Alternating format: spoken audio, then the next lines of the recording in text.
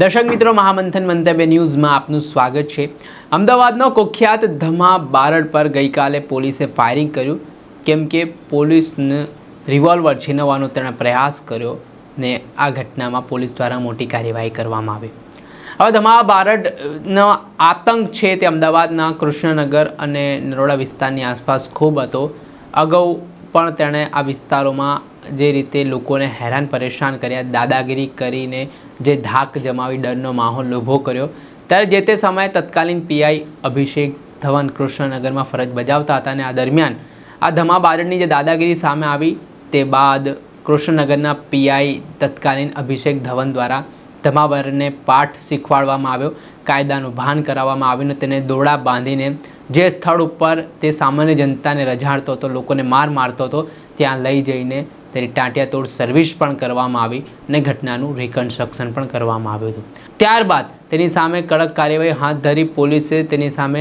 ગુસ્સીટોક હેઠળ કાર્યવાહી કરી હતી અને તેને જેલના સળિયા પાછળ ધકેલી નાખવામાં આવ્યા હતા। જેલના સળિયા પાછળ ધકેલ્યા બાદ તે થોડાક દિવસ પહેલાં જામીન પર બહાર આવ્યો હતો ને તેની સામે 26 જેટલા ગંભીર ગુનાઓ નોંધાયેલા છે ને લોકોને ધાકધમકી આપવી, ખંડણી, હત્યાનો પ્રયાસ, હત્યા સહિતના ગંભીર કલમો હેઠળ તેની પર જે ફરિયાદ અલગ અલગ પોલીસ સ્ટેશનમાં થયેલી છે, ત્યારે જામીન પર છૂટ્યા બાદ આ ઘટનામાં ધમા બારડની જે આતંકની ઘટનાઓ સામે આવતી હતી તેને લઈને અમદાવાદ ક્રાઇમ બ્રાન્ચ દ્વારા અલગ અલગ કેસોમાં આરોપીની ધરપકડ કરવા માટે તપાસના ચક્ર ગતિમાન કર્યા। ત્યારે અમદાવાદના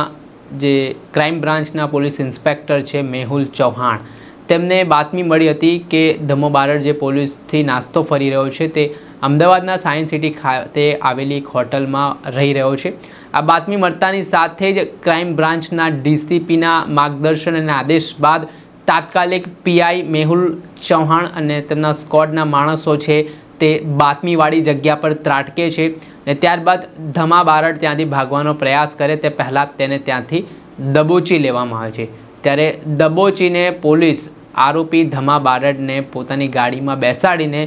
લાવી રહી હતી। દરમિયાન ટ્રાફિકમાં જે પીઆઈ મેહુલ ચૌહાણ હતા તેની પાસે રિવોલ્વર હતી, તે રિવોલ્વર આરોપી ધમા બારડે છીનવવાનો પ્રયાસ કર્યો ને આ ઝપાઝપીમાં જે પીઆઈ છે મેહુલ ચૌહાણ તેમના દાંતના ભાગે ઈજા પહોંચી, તેમનો દાંત તૂટી ગયો ને બીજી તરફ પોલીસ ઉપર હુમલાનો પ્રયાસ કરનાર ધમા બારડના પગના ભાગે પોલીસે પીઆઈ મેહુલ ચૌહાણે ફાયરિંગ કર્યું। હાલ આ જે કુખ્યાત ધમા બારડ છે તે સોલા હોસ્પિટલમાં સારવાર હેઠળ છે। આ ઘટના બાદ પોલીસે ધમા બારડ સામે અલગ અલગ કલમો હેઠળ ગુનો નોંધ્યો છે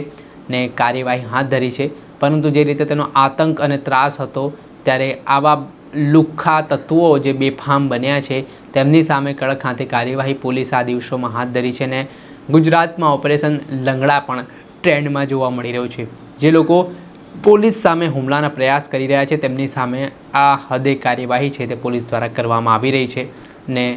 આ